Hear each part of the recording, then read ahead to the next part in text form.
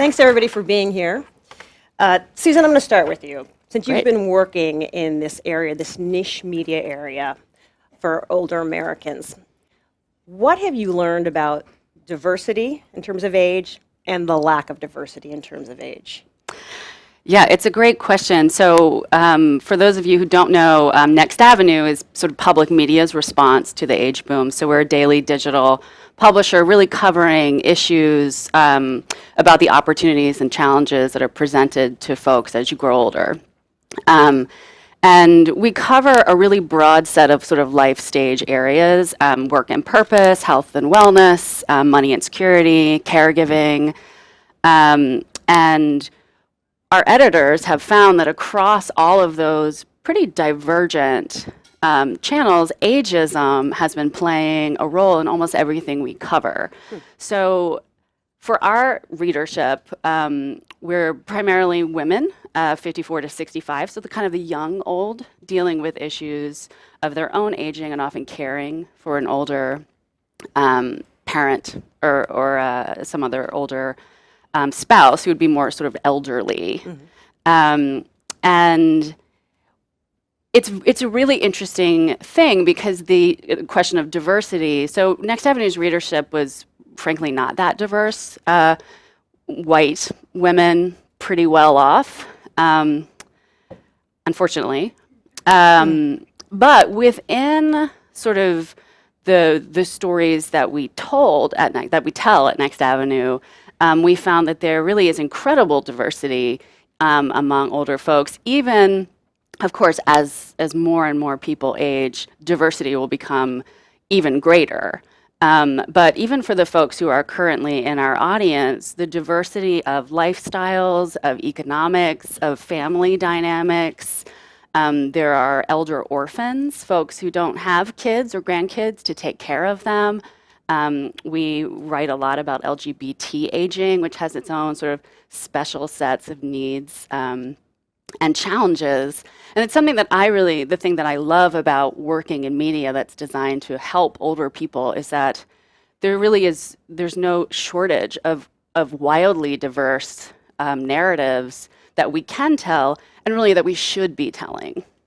What do you think is the most damaging or most problematic way that older Americans are portrayed in media or addressed in media? Yeah, so I think there are so many ways. The one that really sadly, really gets at, the one that really gets at you. You know, the one that just makes you when you see it. You know, it's this. There's sort of two competing narratives of older people. There's the sad, sick, needy, frail person versus the skydiving granny. And I have to say, the skydiving granny really just gets me. Because it's not, sort of neither of those narratives are especially true nor helpful. There's just not a lot of authenticity there. Most of us are not going to be skydiving grannies. And frankly, most of us are not going to be sad, lonely, miserable, unhappy people. There's a middle ground that is real and that the media should reflect. Michelle, I want to put up the cover of Allure so people can see. It's pretty clear. You're going to do right on that cover. What did anti-aging come to mean at your magazine, and how did your staff react when you first brought up this idea? So funnily enough, the whole end of anti-aging idea actually was first brought up by our 26-year-old digital director, Phil.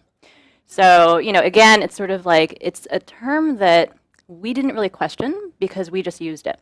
So for the past 25 years, Allure has just regularly used this term. It's been on packaging, it's been on marketing for many beauty brands. We had a whole vertical on our website that was called anti-aging. He brought it up at some point in a meeting, and we were all like, yeah, why are we still using that? So a couple months later, I was at a conference with our beauty director, and we started talking about it more. We started to tell other people about it, and we were like, it's funny because in the office, conversationally, we don't say that word. Like, we don't ever say, oh, this product is anti-aging. We say it helps with radiance, it helps with hyperpigmentation. We're much more specific about the terms that we use. So over the next couple of months, we started to really explore, what are we actually saying when we're saying anti-aging, right? My favorite example is that we usually say anti about something we want to kill, antifungal, antivirus, right? What are we trying to say about aging? Is it that we want to kill aging? We did a video series, which is actually one of our most successful video series, called Dispelling Beauty Myths. And we had this beautiful woman who I think is in her 70s who has gray hair. And she had this quote that was like, we should celebrate aging because every single day that we age, there are people out there who don't get that opportunity, right? It's something where we should celebrate that we have this life in us.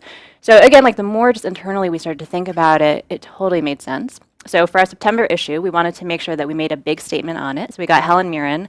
I have not written a cover story in probably 15 years. When we found out it was going to be Helen Mirren, I said, can I please write this one? So I brought up this whole anti-aging thing to Helen during breakfast, and she said, thank you so much.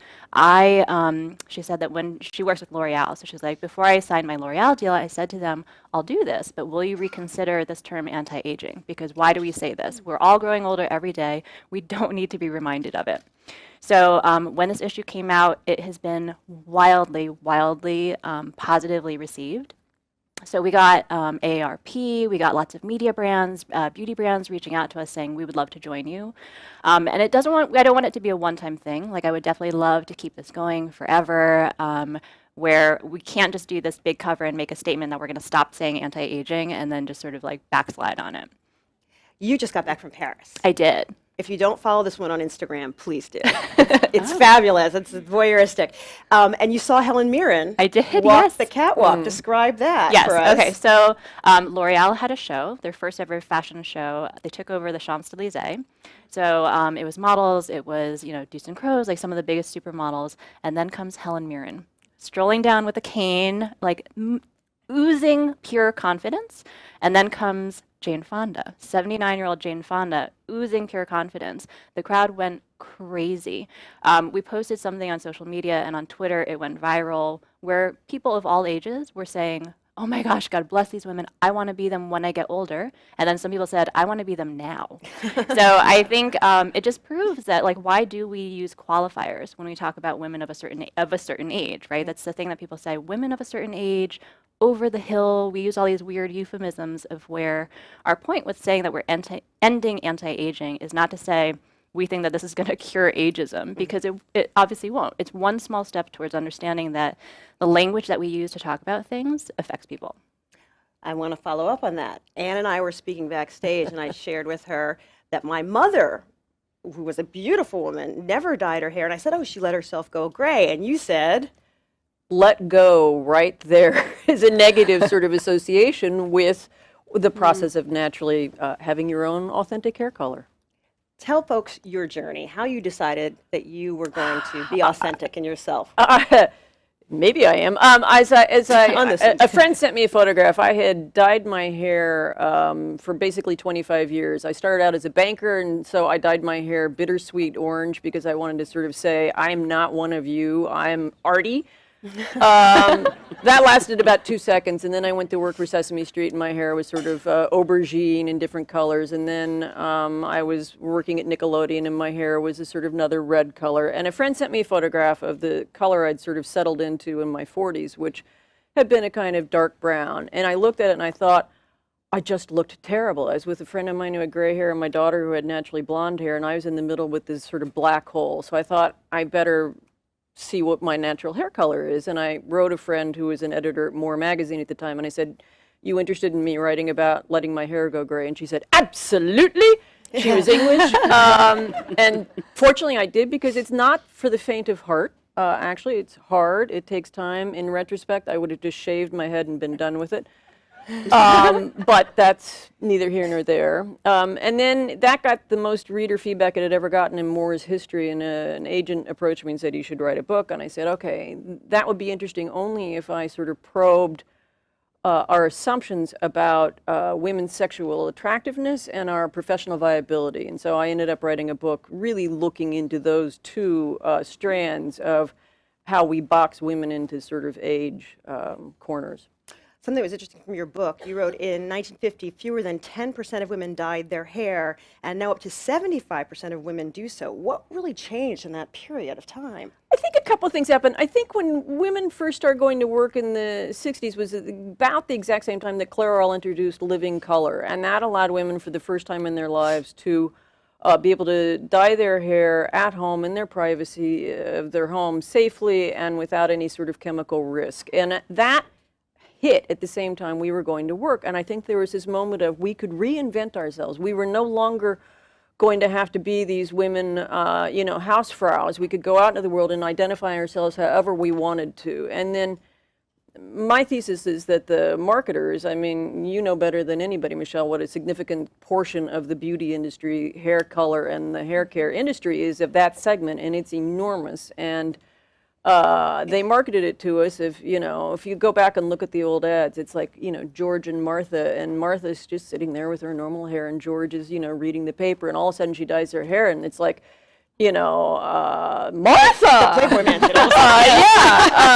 And so it began to shift, actually, I think, from what became this first sort of empowerment thing became this tool to narrow the options that women could be in their lives to a certain blonde tone. Michelle, what are you going to do if with advertisers? Because so much of the advertising is about staving off aging. Absolutely. It was a big question in our minds, and honestly, it was something that we were concerned about. Like, how are we going to talk to companies about it? And it's not to say that we want to shame anybody. So I certainly don't shame any brands that still use it on marketing, on packaging, on everything. I think it's more we see it as a step towards let's have a conversation about it. It's funny, I was telling someone backstage before that we had a lot of brands reach out to us and say, like, we want to join you. We had some of them send flowers, some sent breakfast. And then when we would say, so are you going to join us? They'd be like, no, not yet. And I get it. It's hard. And it's like there's so much just with Google search results and like so many other just logistical things that are really difficult to change right away. We absolutely will still cover those products. But I think, again, we see it as it's a progression. The analogy I like to make with it is with diet products, right? So when I started out in media 20 years ago, we were still doing cover lines and magazines that were lose 20 pounds in 5 days. It was still very much the time of like 11 ways to please your man, like really antiquated ideas of like what women should be. So with the diet industry, now if you look at like millennials and Gen Z, the way that they view wellness is less about I want to be skinny. It's more about I want to be healthy. So I think the thing that we want to portray with aging too is that it's okay to want to have fresh, like renewed, dewy skin. It's more about skin health though than it is about looking completely, pulled and tight and young. I was thinking about sort of the plus size industry has been at the forefront of this with plus size models and with clothing. Yep. The market really followed them. Absolutely. And so in November, it'll be my 2-year anniversary at Allure. So one of my biggest missions there has been all about diversity. So like you were saying before with diversity, I think a lot of times we tend to think of that word as ethnic diversity, racial diversity, but we really see it as everything. It's body, it's age, it's gender, it's so many different things. Susan, in working at Next Avenue, how do you balance the positive aspects with aging with some of the negative aspects of aging, being real about some of the difficulties? Yeah, I think that I'm proud that our editors at Next Avenue, I think, are especially good at sort of finding that line. And I think it really is about authenticity. Life is hard sometimes, and smiling through tears is a thing. So we talk about end-of-life issues and long-term care. Does anyone know how they're going to pay for long-term care for themselves? No, it's terrifying, and our readers know that, but we have to talk about it. So we just really approach it from a place of authenticity. We're on this journey with you. We're all on this journey, frankly, together. So by not creating the sort of narrative of the older person as other, at Next Avenue, it's us. And I think that sort of creates a nice balance between not trying to scare everyone with, speaking of language, the silver tsunami that we're all supposed to be terrified of. And I think it's really important because it makes it accessible. Next Avenue has served, I'm a nonprofit person. Our readership is 45 million people over 5 years and we don't have any way to pay for marketing or buying audiences, and I think that's because people see themselves in what we're giving them, and that authenticity is is sort of a powerful way to help people make choices to improve their own lives, but also to, you know, run a little business. Yeah, it's actually interesting. There's some very clever things on your website. So I was looking through it, and it said, what not to wear after 50. And I'm like, I would not expect this on the site. And I clicked through, and it said, the weight of the world. Too many hats. Yeah, it's very public media. But I thought that was really interesting to embrace the problem and then flip it on its head. We actually got a lot of comments on Facebook for that, people who didn't read the article, and they were like, I'm going to wear whatever we want. And we're like, no, read it. Being cute. And I'm curious, in your research, does having gray hair have an impact on people's ability to make a living, on their earning potential?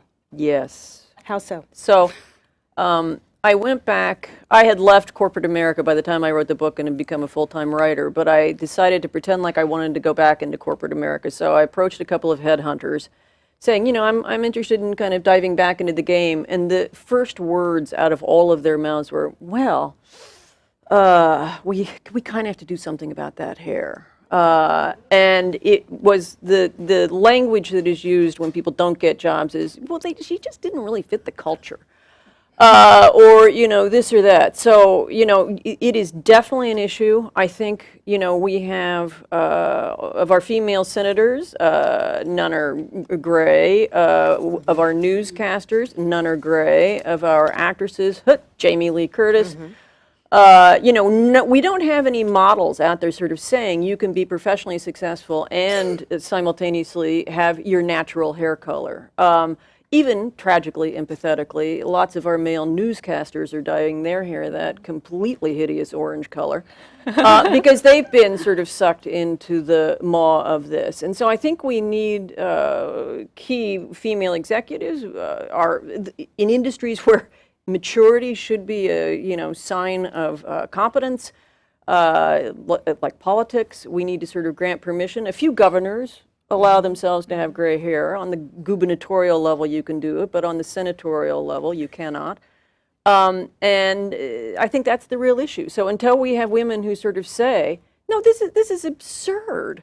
Why, you know, I wrote my book about the same time that Helen Mirren was portraying, you know, what's her name in The Devil Wears Prada? Anna, I guess I should say.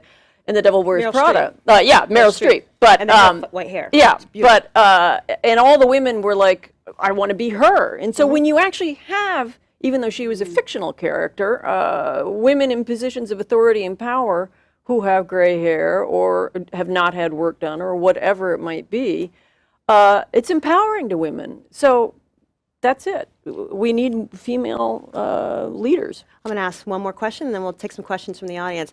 Something I thought you tapped into, which I found sort of interesting, is the politics of hair color, which Black women and Latina women of color have to deal with if you wear your hair natural. Yes. No, I've been on. We've been on lots of different paths. Yeah. So everybody says, "Oh, and you can have gray hair because you have blue eyes and you have great hair." And I'm like, no. Every woman has fantastic hair. And there are women of every color of the spectrum, you know, Hispanic women, Italian women. Actually, my book was a bestseller in Italy and Brazil, interestingly enough. You know, so that's just, again, one of those myths that people have bought into. You do have to kind of, you know, modify the fact that you get paler as you get older and figure out what clothes are the most, you know, sort of enhancing, or if you choose to wear makeup, what makeup you want to do. But every single person, whether they have curly hair, straight hair, wavy hair, or, you know, black, brown, or white, it doesn't matter. Let's take some questions. Oh, we got lots. This one right here. My name is Carolyn Stem, and this is mainly a comment rather than a question. I let my hair grow natural. And my friend's 10-year-old daughter came up to me and said, Carolyn, why do you want to dye your hair white? And my comment to her was, well, because I want to look like Madonna. And she looked at me and she said, ah. I just wanted to say that. Stand up. Hi, my name is Jane Marks. I'm a New Yorker. I have no boundaries. So when someone asks me a question, how old are you? My answer is 73. And I've been told over and over again, you box yourself in, you create expectations from the onlooker, and it's detrimental. I cannot buy it. Am I masochistic? No. What do you think about that, Michelle? Well, I work in an industry in fashion and beauty where it is hard, I think, for people to talk about their age. So when we did this issue, we actually went around the room also, and I work with a lot of incredibly young people too. Like I was saying, this 26-year-old digital director.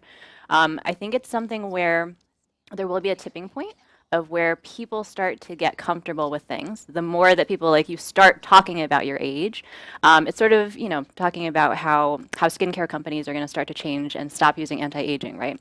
I think the more examples that there are that someone can be successful and do it, there's going to be a tipping point with that as well. So I think the more that you talk about it and the more that you get other people to talk about it, everyone's going to start to become more comfortable.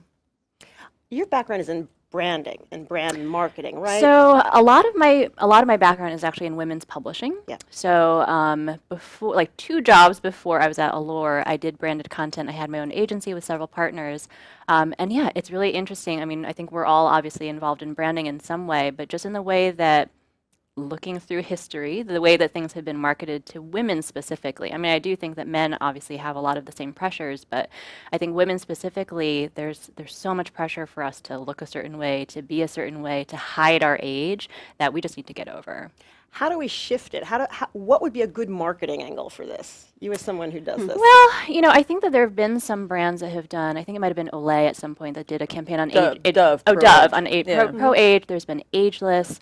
I think that to the mass consumer, though, sometimes it does just seem like marketing, right? I think that a brand doing it, it doesn't come across as authentically sometimes. I think Dove has done an amazing, amazing job. Olay is amazing. It's a step, though. And I think it is going to take, frankly, people.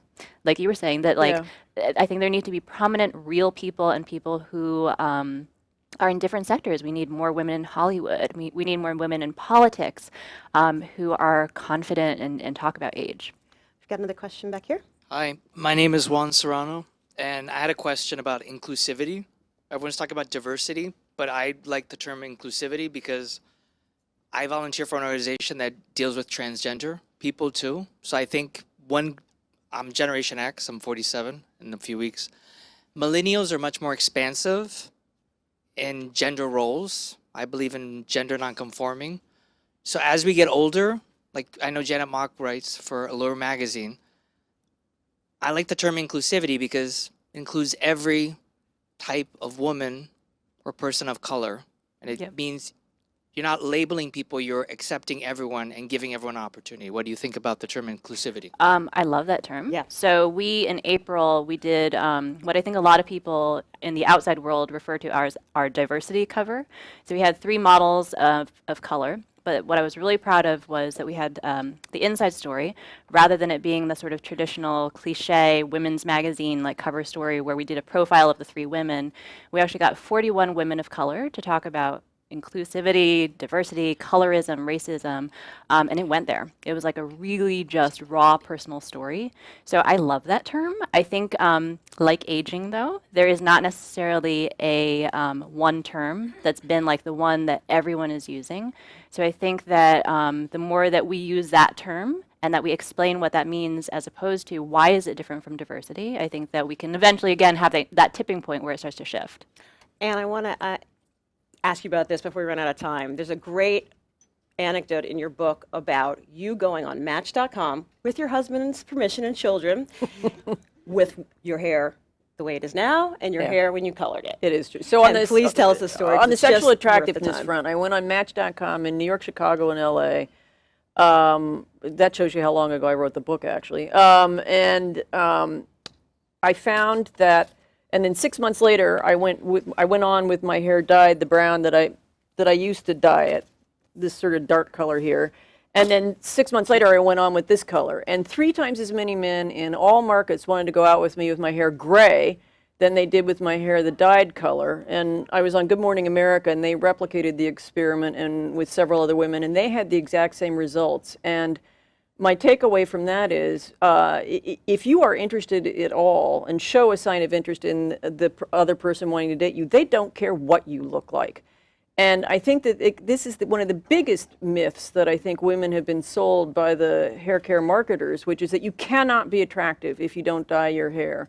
And I don't think that that is in fact true, and I've got data points to show it. So it's about the inside of yourself. I think the overarching theme we've heard today is about authenticity Yes. and being true. Ladies, thank you so much. Thank Thank you. you. Thank you.